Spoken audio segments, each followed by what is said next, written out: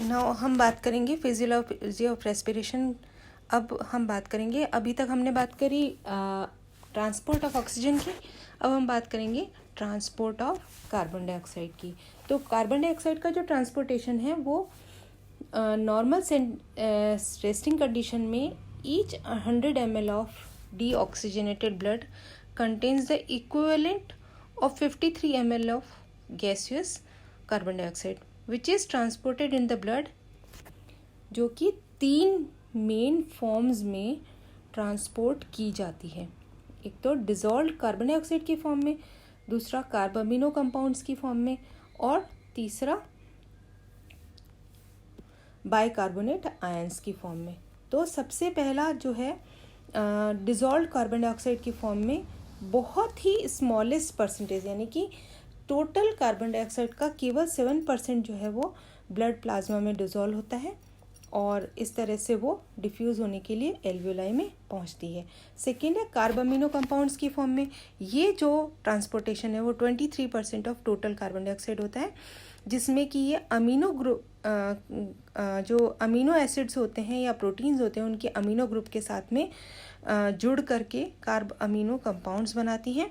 और the main carbon dioxide binding site are the terminal amino acids, जो भी protein के टर्मिनल अमीनो एसिड्स होते हैं उनके साथ में ये बंध बनाती है।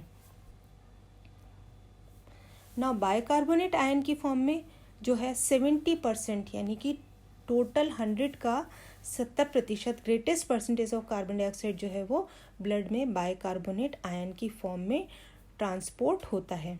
तो ये जो ट्रांसपोर्ट है इसमें कार्बन डाइऑक्साइड जो है वो it diffuses into the systemic capillaries and enters into the red blood cells. It reacts with water in the presence of enzyme carbonic anhydrase. Carbonic anhydrase की प्रेजेंस में क्या होता है कि ये जो कार्बन डाइऑक्साइड है वो वाटर के साथ मिलकर के कार्बोनिक एसिड बना देती है और ये कार्बोनिक एसिड फिर हाइड्रोजन आयन और बाइकार्बोनेट आयन में डिसोसिएट हो जाता है। नाउ यहाँ पर हम देख रहे हैं कि इस डायग्राम में आप अच्छी तरह से देखिए कि कार्बन डाइऑक्साइड का जो ट्रांसपोर्ट है वो 7% प्लाज्मा में डिजॉल्व होने से होता है, 23% कार्बामिनो कंपाउंड्स की फॉर्म में होता है, 70% HCO3 की फॉर्म में होता है। तो यहाँ पर जो ब्लड से जो 70% जो कार्बन डाइऑक्साइड है वो एल्वियोलाई में 70% ऑफ कार्बन डाइऑक्साइड जो वो है एल्वियोलाई में जाती है। तो इस तरह से ये है। और यहाँ पर आप देख रहे हैं कि कार्बन डाइऑक्साइड जो है यहाँ ये इंटरनल रेस्पिरेशन है और ये एक्सटर्नल रेस्पिरेशन है। इंटरनल रेस्पिरेशन यानी through the tissues and cells and it is through the alveoli from capillaries to the alveoli. So इस तरीके से जो ऑक्सीजन है वो इस तरह से ट्रांसपोर्ट होती है, इस राइट साइड में आप देख रहे हैं, और कार्बन डाइऑक्साइड लेफ्ट साइड में इस तरह से ट्रांसपोर्ट होती है। और इस तरह से जो ब्लड लंग्स में जाता है पल्मोनरी आर्टरी के द्वारा वो डीऑक्सीजनेटेड ब्लड होता है, और जो पल्मोनरी वेन के द्वारा निकल के आता है वो ऑक्सीजनेटेड ब्लड होता है। Now next is chloride shift या हैम्बर्गर फिनोमेना। ये सबसे इम्पॉर्टेंट फिनोमेना है बिकॉज इसके थ्रू जो बाइकार्बोनेट आयन की बाइकार्बोनेट की फॉर्म में जो कार्बन डाइऑक्साइड का ट्रांसपोर्ट होता है वो रेड ब्लड सेल्स के जो कोशिकाएं होती हैं उनके अंदर क्लोराइड शिफ्ट मैकेनिज्म के द्वारा होता है, जिसको हम हैम्बर्गर्स फिनोमेना भी कहते हैं। तो इसके कुछ पॉइंट्स हैं। द ग्रेटर पोर्शन ऑफ या 70% of carbon dioxide is transported in the form of bicarbonates. The CO2 reacts with the water of the cytoplasm in the presence of carbonic anhydrase, जिसको हम पहले डिस्कस कर चुके हैं। ये एक वीक एसिड होता है, इससे कार्बोनिक एनहाइड्रेज की प्रेजेंस में एक कार्बोनिक एसिड बनता है जो कि एक वीक एसिड होता है और ये डिसोसिएट हो जाता है हाइड्रोजन आयन और बाइकार्बोनेट आयन में। Now the given reaction mostly occurs inside RBC because the जो कार्बोनिक एनहाइड्रेज जो है वो RBCs में प्रेजेंट होता है।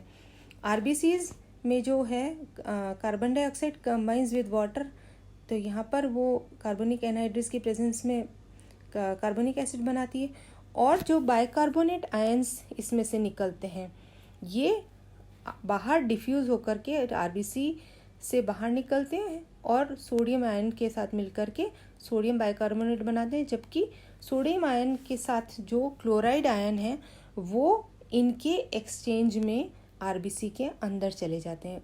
क्योंकि ये क्लोराइड आयन का एक्सचेंज होता है विद बाइकार्बोनेट आयन, इसलिए इसको हम क्लोराइड शिफ्ट मैकेनिज्म कहते हैं, जो कि इसकी वजह से एक इलेक्ट्रिकल न्यूट्रलिटी सेल में मेंटेन होती है।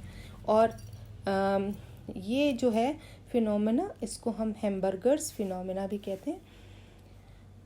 और इससे रिवर्स जो है टिश्यूज़ में होता है।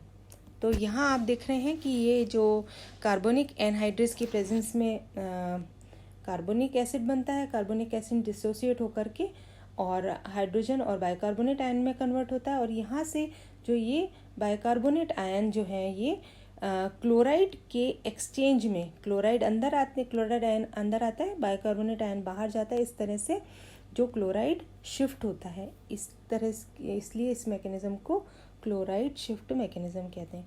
Now regulation of respiration. Regulation of respiration जो है वो क्या कहते हैं, it controls rate and depth of respiration as per physiological demand। जैसी जैसी physiological demand होती है उस तरह से इसको कंट्रोल किया जाता है। Control of respiration primarily involves neurons in the reticular formation of the medulla and pons, because the medulla जो होता है it sets the respiratory rhythm.